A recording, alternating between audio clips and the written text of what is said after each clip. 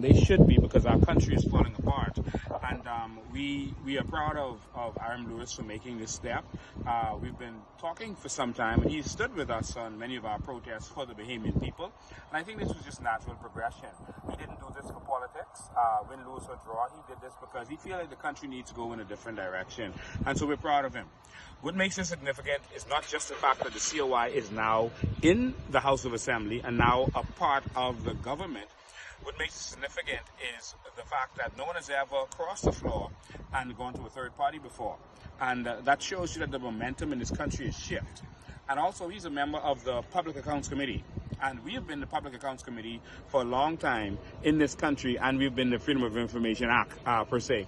And now we will have a legal position on the PAC to be able to actually find out what's going on in this country and to enforce some things. Yeah.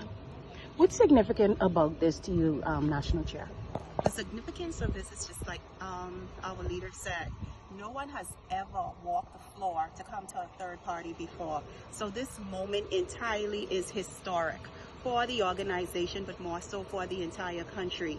And we look forward to more major changes, historic changes. One of the things that happened when I sent this out was I did get that kind of a note, like, more to come, more to come. What are you guys working on? What's happening in the background?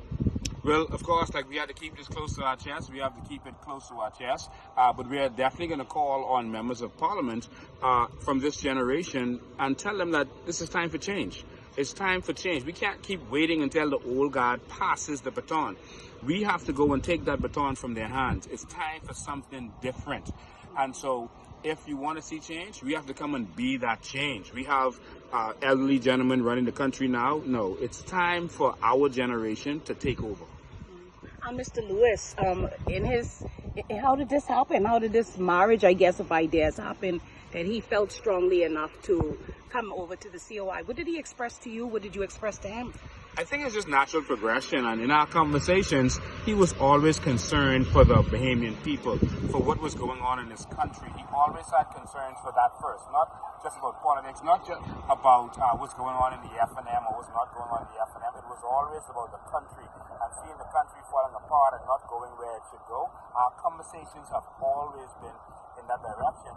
It's to the point now where he's saying, no, if our generation is going to do something, we got to come together and do something now. Right. And do you feel confident that he will be able to express the vision, the views, I guess as you point to this new flavor, this new feel that the COI has offered to the Bahamian people, now through the HOA? There's nothing stopping him now. And so now he can speak and be a voice for the Bahamian people.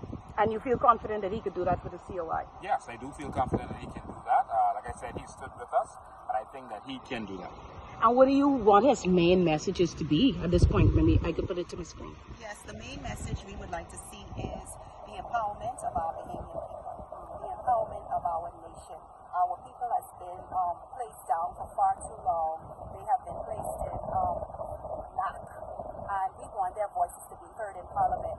MPs are meant to represent their constituencies and not a political party. We need the voices of the Bahamian people to ring through Parliament.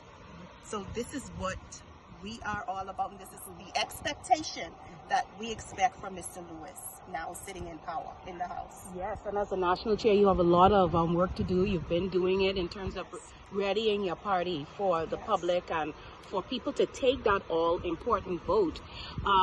What do you do now to make sure that this is just not a one seat that the COI will hold? Well, we will continue to galvanize the masses by educating. We will continue to open up our branches, and we will continue to travel to the Family Islands to share the vision that the organization has for the country, because the most important thing is messaging. The most important thing is educating. So once people know what the COI is all about and what the vision is, we can see more people coming over.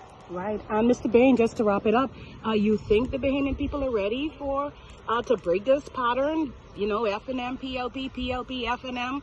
Are we ready for this, you think? I think they're ready now more than ever before.